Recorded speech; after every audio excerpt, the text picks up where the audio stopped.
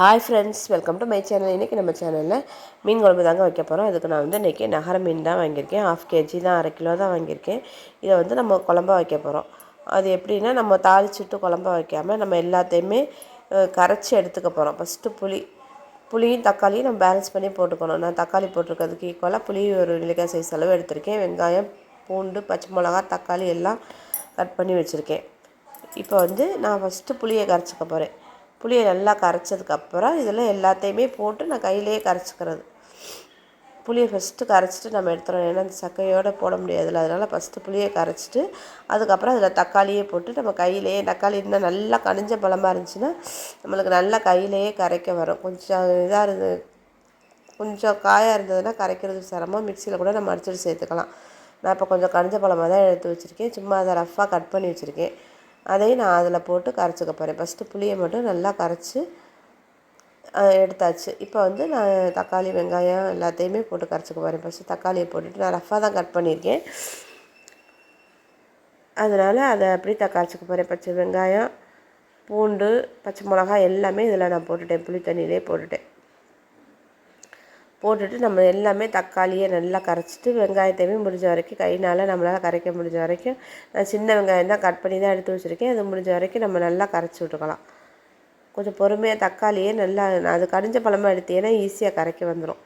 இல்லைன்னா கொஞ்சம் கஷ்டமாக இருக்கும். மிக்சியில் நம்ம அடிச்சுட்டு சேர்த்துக்கலாம். இல்லைன்னா சின்ன சின்னமாக நைஸாக கட் பண்ணிவிட்டு கூட நம்ம போட்டு கரைச்சோம்னா கையில் நல்லா கரைக்க வரும். இந்த இடத்துல உப்பும் போட்டு நம்ம கரைச்சிக்கிட்டோம்னா உப்போடு சேர்ந்து இப்போ கரைக்கும் போது நல்லா கரைக்க வரும். வெங்காயம், பூண்டை நம்ம எப்படி பார்த்தாலும் கரைக்க வராது. அதனால வெங்காயத்தை நம்ம வேணால் கையிலே நம்ம நல்லா இது பண்ணி விடலாம்.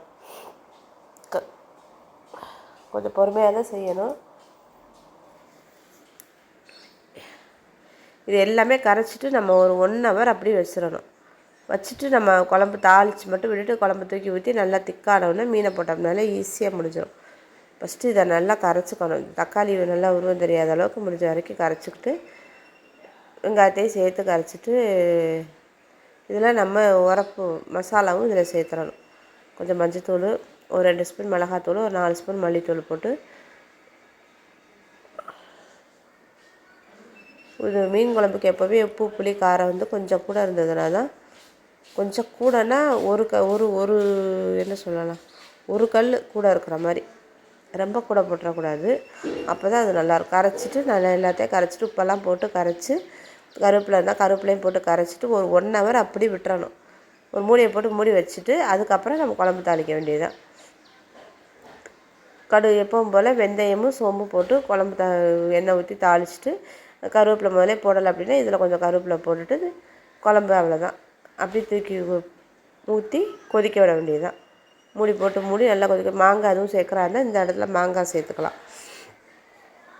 மாங்காய் சேர்க்குற மாதிரி இருந்தால் மாங்காய் சேர்த்துட்டு மூடி நல்லா கொதிக்க விட்டுட்டு, கொஞ்சம் நல்லா குழம்பு வற்றி 1/2 கிலோ தானே, நம்ம கொஞ்சம் இவ்வளோ தண்ணி தேவையில்லை. அதனால் இன்னும் கொஞ்சம் நல்லா வற்றி வந்ததுக்கப்புறம் நம்ம இந்த மீனை வால் மண்டை எல்லாத்தையுமே நான் இன்றைக்கி குழம்பு தான் வைக்கிறேன். அதனால் எல்லாத்தையும் நம்ம அதில் போட்டுக்க போகிறோம். மீன் நல்லா வாஷ் பண்ணிவிட்டு எடுத்து வச்சுருக்கேன். இப்போ இதை தண்ணி இல்லாமல் எடுத்து வச்சுருக்கேன். நல்லா குழம்பு கொதித்து கெட்டி ஆன உடனே நம்ம இதை தேங்காய் எதுவும் சேர்க்காத, தேவைப்பட்டால் மாங்காய் மட்டும் கொஞ்சம் சேர்த்துக்கலாம். சேர்த்துட்டு இதில் முருங்கைக்காயெல்லாம் போட்டு வச்சாலும் நல்லா தான் இருக்கும். நான் இன்றைக்கி அதெல்லாம் இல்லாதனால குழம்பு அந்த அளவுக்கு கொதித்து வந்துருச்சு. இன்னுமே கொஞ்சம் திக்காகணும். நம்ம போட்டு கொஞ்சம், ஏன்னா உடனே இப்போ காலையில் வச்சு லேட்டாக தான் நான் வைக்கிறதுனால உடனே உப்பு சாராது. உப்பு வரப்பெல்லாம் மீனும் மறுபடியும் சூடு பண்ணி சாப்பிட்ற அளவுக்கு ஒரே ஒரு நேரத்துக்கு தான் அப்படிங்கிறதுனால கொஞ்சம் மீனும் வேகணும் இல்லையா, கொஞ்சம் அதனால் கொஞ்சம் முன்னாடியே போட்டு மீனை போட்டு கொஞ்சம் கொதிக்க விட போகிறேன். கொதிக்க விட்டு கொஞ்சம் குழம்பு வற்றினோன்னா நம்ம அடுப்பு ஆஃப் பண்ணிக்கலாம்.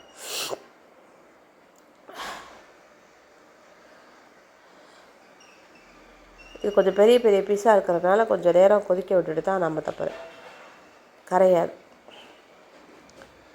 எப்போ வெள்ளை மீன் தான் வாங்குறது, இன்றைக்கி நகரம் இந்த மாதிரி வாங்கிட்டு வந்திருக்காங்க.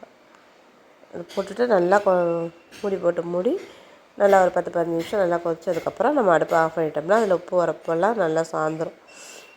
நான் இன்றைக்கி வைக்கிறதே லேட்டாக தான் வைக்கிறேன். சாப்பிட்ற நேரத்துக்கு கொஞ்சம் சாரணும்ல, உடனே அப்படியே அமர்த்திட்டோம்னா சாராது. இந்த மாதிரி வச்சுட்டு நல்லா திக்கானோன்னா